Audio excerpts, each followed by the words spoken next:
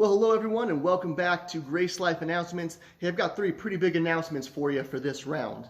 So number one, final reminder, this Sunday is our Serve Your City Sunday. This Sunday, August 30th.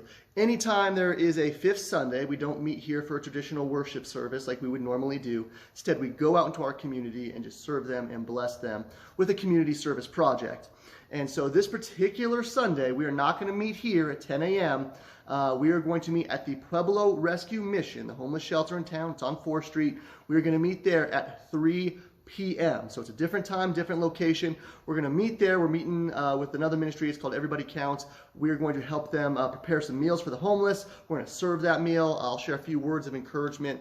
It's going to be a good time and a blessing to them. And so really looking forward to that. So make sure you've got that on your calendar, right? That this Sunday, August 30th, not here at 10 a.m., Pueblo Rescue Mission at 3 p.m. All right, second one is I want to let you know what's going on with our grow groups. We've been working hard to get that scheduled together, and finally we've got that calendar out. So grow groups are going to start after September 13th, okay? After September 13th, and so there's going to be 3 groups this session. Number one is there's going to be a women's only group. That's going to be Tuesdays at 9 a.m., and that is going to be led by my wife, Kate, and that is going to meet at our house. Group number 2 then is going to be a men's only group. That is going to be Wednesdays at 5 p.m. It's going to meet here at the church. I will be leading that particular group. And then the third one is going to be at 6 p.m. on Wednesdays, and that's going to be at the Shillings and led by the Shillings.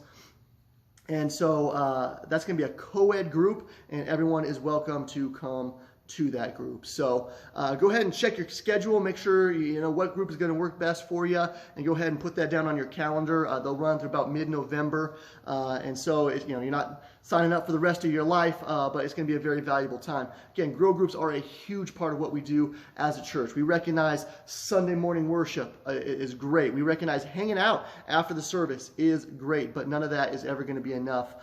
We need to have a separate time where we can meet together to build those relationships, pour into one another and invest in one another, pray for one another, and that's what these groups are all about. And so they're not intimidating, they're a lot of fun. They're just like everything we do at Grace Life, it's very casual, and so you're going to want to show up for that so you can be building those relationships, going deeper into the Word, and have some people praying for you and give you the chance to pray over others as well.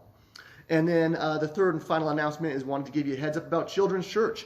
Children's Church will be resuming at the beginning of September. So that first Sunday, September 6th, we'll be having Children's Church. That is for grades K through 5. And so there'll be a pretty obvious cue there in the service as we're heading into the sermon time. We'll go ahead and we'll dismiss the children downstairs for an age-appropriate lesson. And then they'll come back up after that sermon time and they'll join us for that final part of worship and for communion.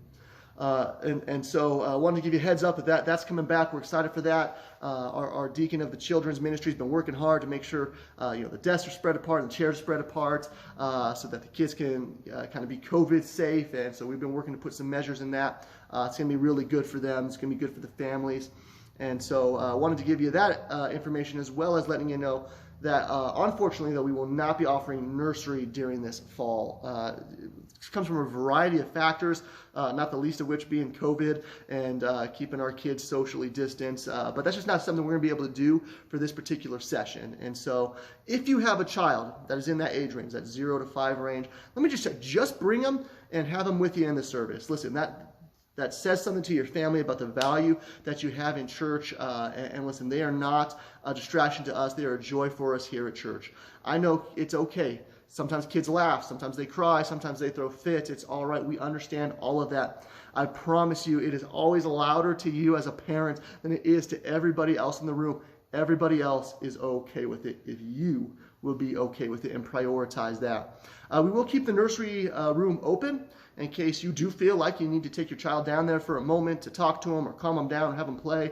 You're welcome to do that. The diaper changing station will be down there, so you're welcome to use that. So we will have that room open, but we will not be offering an actual nursery. During this fall session, we hope to be able to get back to that in the near future, but we'll kind of keep an eye on that as we move forward. So that won't be there, but Children's Church will start at the beginning of September.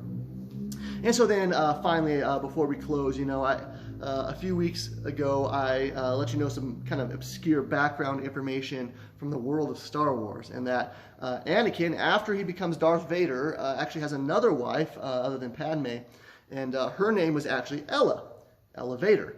And so, as I frequently do, I heard a lot of feedback from that tidbit information, just tons of fan mail rolling in. And so they said, you know, Matthew, it's great that you love Star Wars, but not everybody's as into that as you are. Maybe you could give us some background information on something a little bit more common to all of us. And so I started doing some research into the beloved children's play, story, and then later Disney movie of Peter Pan.